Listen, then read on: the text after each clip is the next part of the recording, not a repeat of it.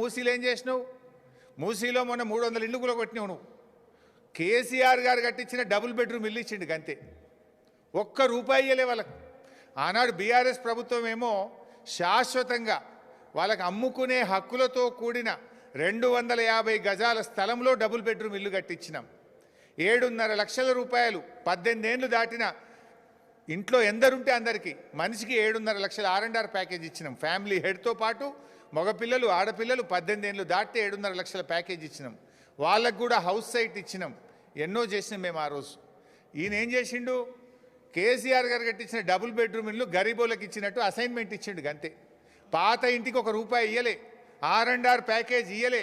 2013 చట్టం ఫాలో కావాలన్నాడు. మూసీలు ఎందుకు ఫాలో కాలే?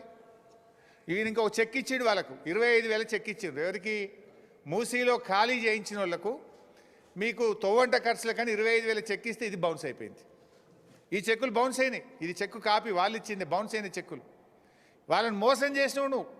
కానీ కేసీఆర్ గారు అద్భుతంగా దేశంలో ఎక్కడ లేని R&R కాలనీ మల్లన్న సాగర్లో కేసీఆర్ గారు కట్టించారు.